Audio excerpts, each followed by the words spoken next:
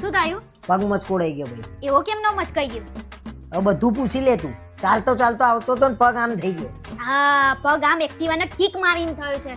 જે રિયા ભાભીની એક્ટિવાને કિકો મારતા હતા ને મેં તમને જોયા. અરે પણ એ કીકો મારતા હતા બિચારા. પાણીમાં કે પડ્યું તું ને એક્ટિવા તો બગડ્યું અને એમને હામું જોયું. મને ખબર પડી ગઈ ભાઈ હા એમનું એક્ટિવા બંધ છે. હું લાવ કીક મારી આપું. એમને હામું જોયું એટલે તમે દોડતા દોડતા કિકો મારવા પહોંચી ગયા. જો એમને કીધું હોત ને તો તમે નવું એક્ટિવા લઈ આપત અને એનો ધણી નતો ઘેર.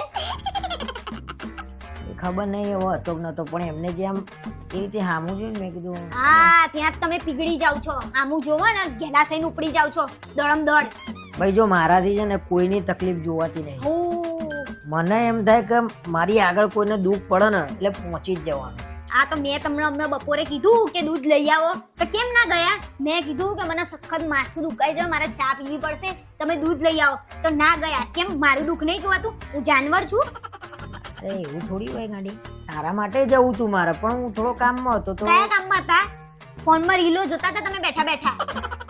એવું ના ભાઈ ના. હવે કઈક જોતો હોય કામનું યાર તું છે ને. આ માણસ રિયા ભાભીને જોવો ને એટલે આમ દિલમાં એવા એમના ફુગ્ગા. કેમ હસો છો તમે?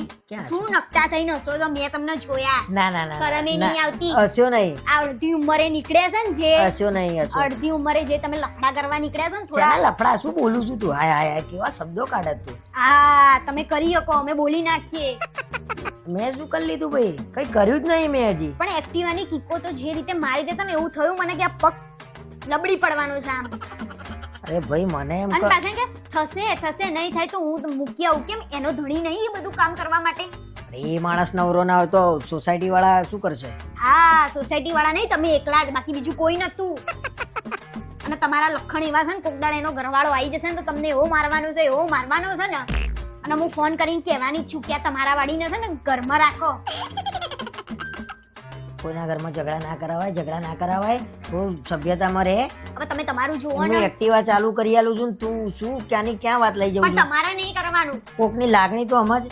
શું લાગણી તો સમજ એટલે કઈ લાગણીઓ? ચાલુ એક્ટિવા હા લાગણીઓ બધી મને ખબર છે કઈ લાગણીઓ ત્યાં છે.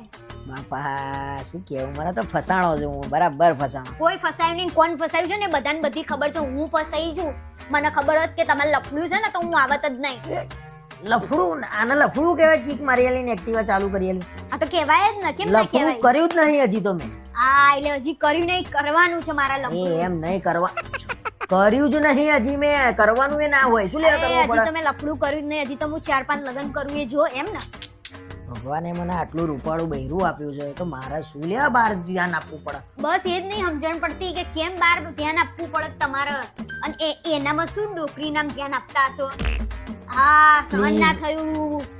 રિયા ભાભીને કંઈક બોલી એટલે સહન ના થયું. તું ડોકરી કહું એ ભાભી મારા ક્લાસમાં હતા. કેવા, હું તો રિયા કહું છું એને. તું કેવી વાત કે ડોકરી કહું છું? દુઃખ ના થાય? તો તમારે દુઃખ કરવાની કોઈ જરૂર નહીં. અને ઉપડી જજો અહીંયાથી. દાંત ચડે છે મને તમારી ઉપર. શરમ આવે છે? સોસાયટી વાળા બધા વાતો કરતા હોય છે કે આ ભાઈ કેવો ગેલો થઈને પેલી પાછળ પડી રહેશે પેલી ના.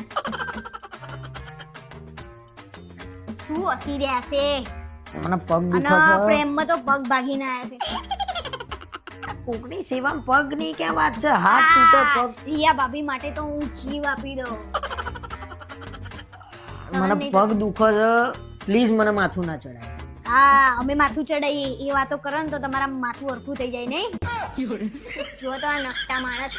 જાઓ એના ઘરે જ જતા આવો. જુઓ તો આ માણસ ખુશ થાય છે અડધી ઉંમરે.